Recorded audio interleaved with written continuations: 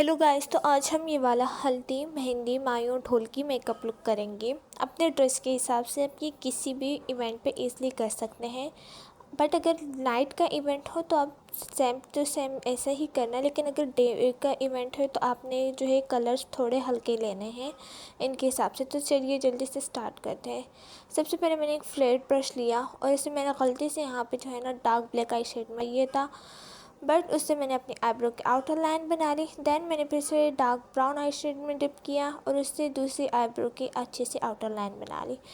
Outer line यहाँ पे done हो गई थी तो हमने अंदर से फिलिंग कर दी।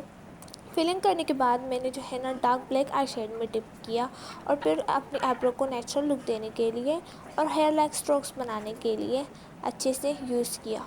देन मैंने एक फाउंडेशन लिया है जो कि सिल्क टेक्सचर का है। उससे मैंने अपनी ब्रो बोन पे अच्छे से फाउंडेशन लगाया और अच्छे से कंसील किया। ये आप कंसीलर भी लगा सकते हैं, लेकिन मैंने फाउंडेशन लिया है। अच्छा, ये 01 शेड है, टेक्सचर इसका मीडियम है और इतना कोई ख़ास नहीं है, लेकिन डमी पे मैं कर रही थी तो मैंने यूज़ कर लिया। देन हमने अच्छे से पूरे फेस पे अप्लाई किया और फिर हमने ब्यूटी ब्लेंडर की मदद से इसकी अच्छे से ब्लेंडिंग कर दी।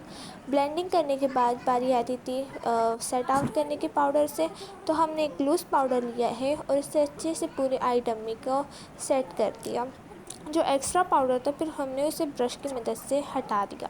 हटाने के बाद मैं यहाँ पे मैं एक फ्लफ़ी ब्रश लिया और मैंने जो है लाइट ब्राउन आई शेड में डिप किया। ये लाइट ब्राउन शेड मैंने म्यूसिन की पैलेट में से उठाया था और उसे पूरी आईलिड पे लगा दिया। आईलिड पे लगाने के बाद जो है हमने थोड़ा उससे मीडियम से भी कम लाइट ब्राउन शेड था वो लिया और फिर दोबारा से पूरी आईलिड पे अप्लाई कर दिया। अप्लाई करने के बाद यहाँ पे हमने मीडियम ब्राउन शेड लिया और इसे अपने आउटर क्रीज पे अच्छे से अप्लाई कर दिया।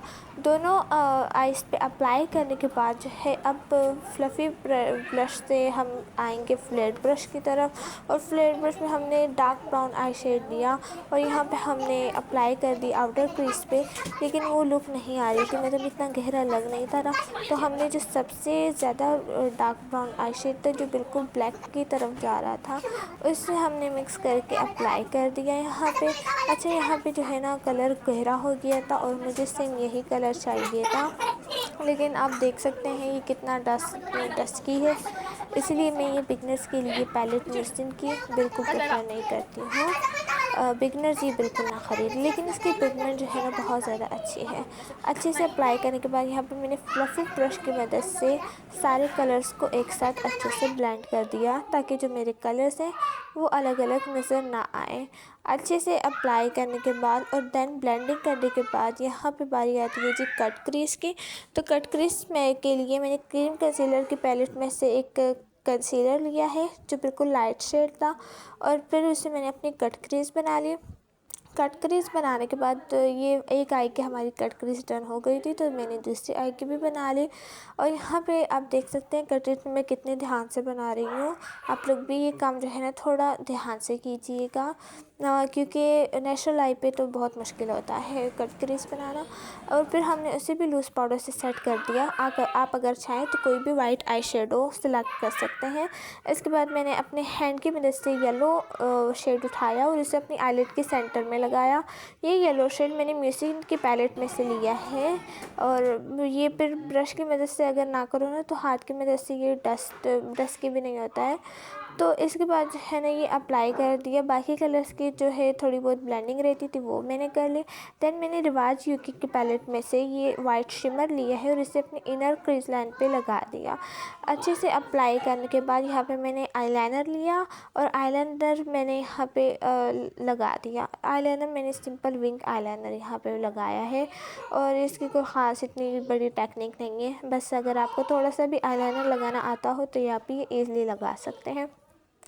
एक आईलाइनर एक आंख का मेरा डन हो गया था, तो मेरी दूसरी आई पे भी वही सही आईलाइनर लगा दिया। और दूसरी आई पे जो है ना आईलाइनर मैं हमेशा आउटर साइड से शुरू करती हूँ, इनर साइड की तरफ से शुरू नहीं करती, वरना तो मुझसे ख़राब हो जाता है।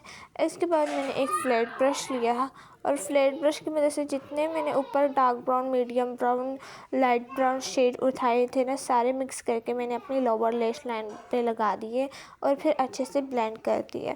अच्छे से ब्लेंड करने के बाद यहाँ पे बारी आती थी लोअर लैश की, तो लोअर लैश के लिए मैंने दोबारा से वही आईलाइनर लिया और अपनी लोअर लैश बना ली। और लोअर लैश जो है ना, मैं बिल्कुल भी लोअर लैश में अच्छी नहीं हूँ, लेकिन फिर भी मैंने बना ली।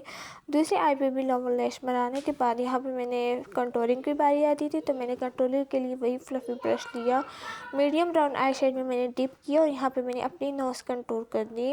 नोज़ कंटूर करने के बाद यहाँ पे मैंने अपना हाइलाइटर लिया एंड देन अप्लाई कर दिया। पहले यहाँ पे मैंने वाइट शिमर लगाया था, देन मैंने वाइट शिमर हटा के जो है ना, अपना जो मीडियम हाइलाइटर था वो लगा दिया। मीडियम इसे ब्राउन शेड सा हाइलाइटर है वो अप्लाई कर दी। देन मैंने ब्लश लगाया। ब्लश लगाने के बाद यहाँ पे मैंने अपना हाइलाइटर दोबारा से लगा दिया और फिर यहाँ पे हाइलाइटर की लुक बहुत अच्छी आ रही थी।